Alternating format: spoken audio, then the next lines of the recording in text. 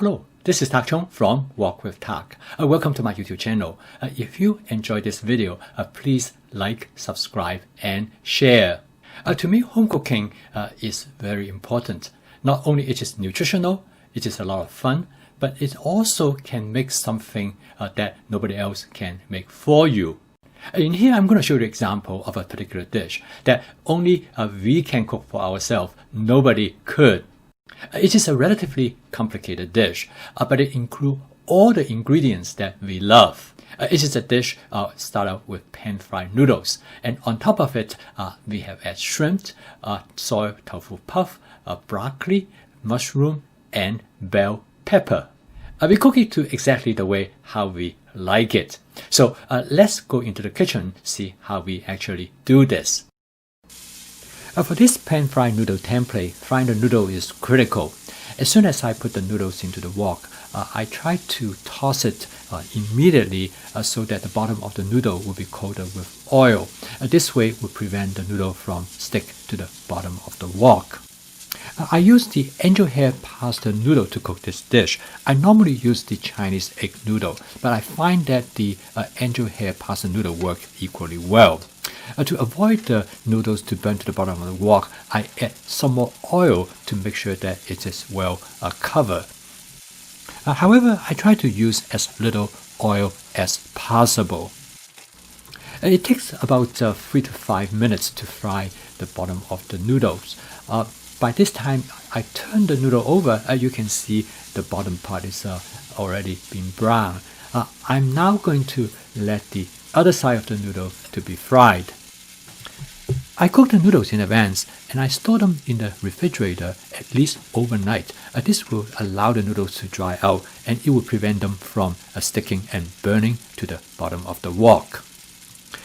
I cook the noodle in my 14-inch stainless steel wok. The wok turned out to be perfect. I can cook up to 2 pounds of the noodles at a time. I then store them in the refrigerator and use them over a 7 to 10 days period. How long you should fry the noodle will depend mostly on how crisp you want the noodles going to be. We like it to be somewhat crisp but still relatively soft. Next, I transfer the noodles to a large serving plate and set them aside ready to be used later. The next part in cooking this dish is to pan-fry the shrimp. I'd want to keep the shrimp a little bit crisp on the surface, so I coat the shrimp with cornstarch first. And then I fried it in the frying pan by laying them flatly on the surface.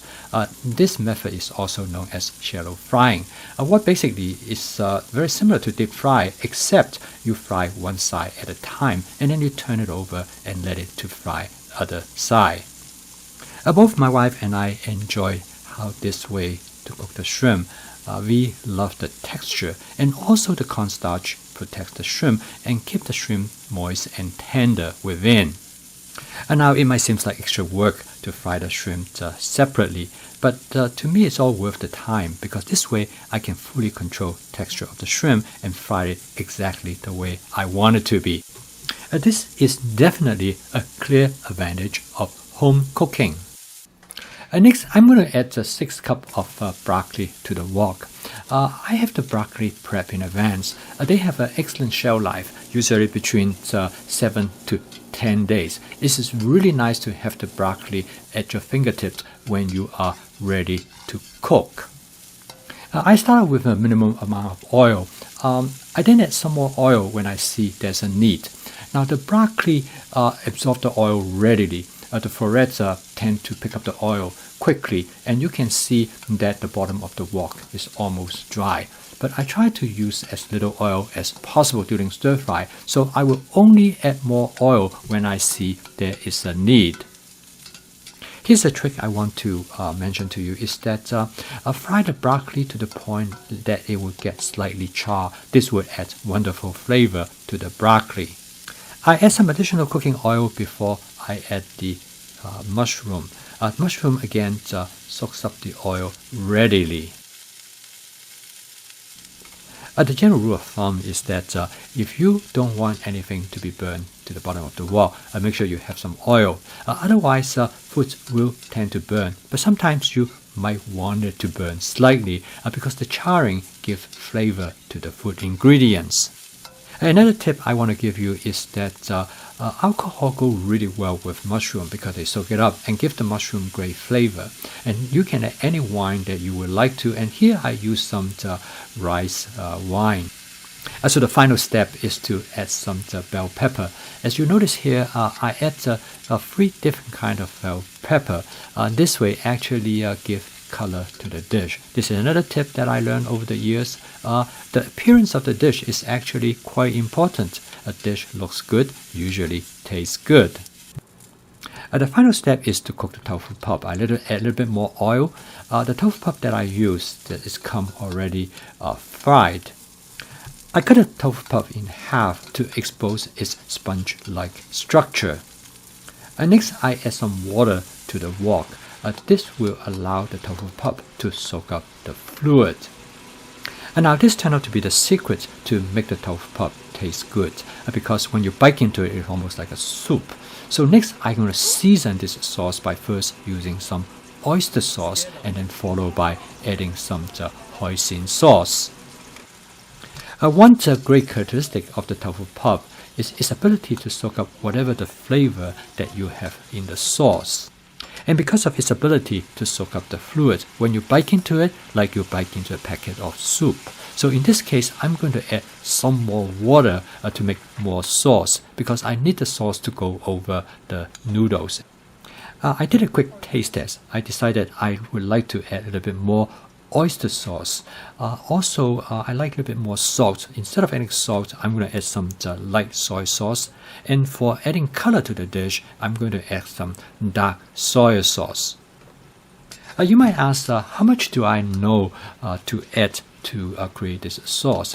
This very much based on experience. After a while, you will soon know how much you have to add to create the type of flavor that you like. Taste test is very important. I will keep on making adjustments. This is my approach of flavor chasing. So for the final touch, I'm going to add a little bit more oyster sauce and I'm going to add a bit of sriracha sauce as well. And then I'm going to add some cornstarch. I sprinkle it directly over the food ingredients to thicken the sauce. I stir the content to thicken the sauce. At this point, I turn up the stove.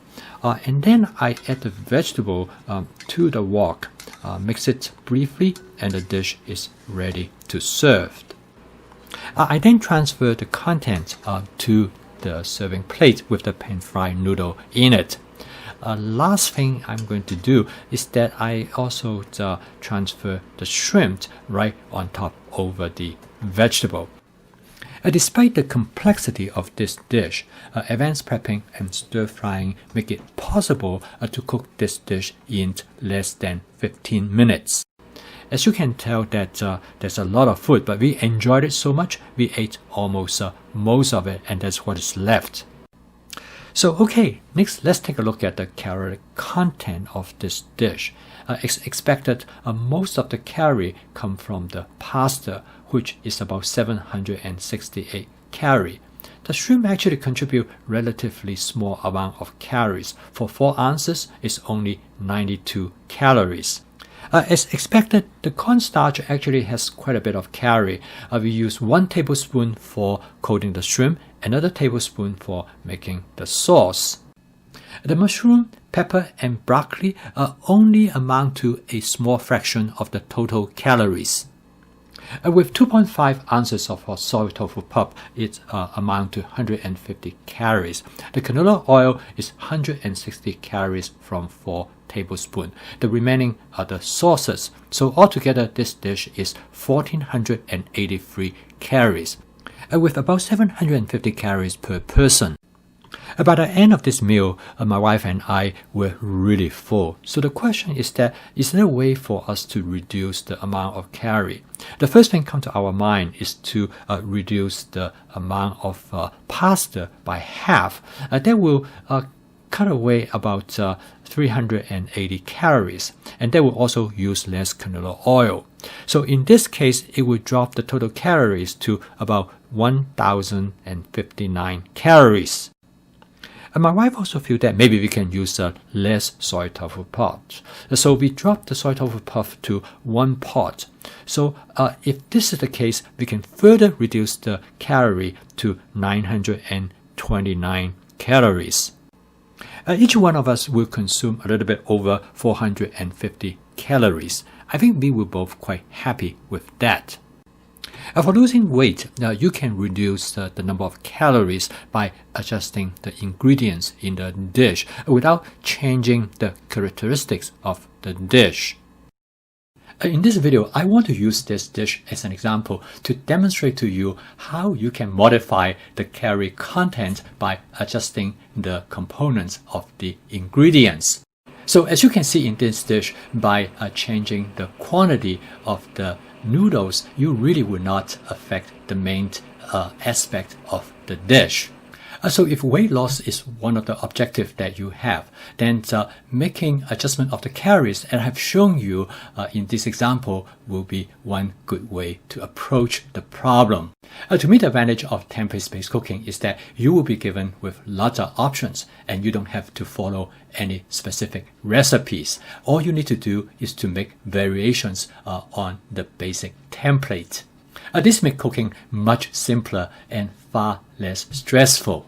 Thank you for watching. If you enjoyed this video, please click like, subscribe, and share. I'll see you next time.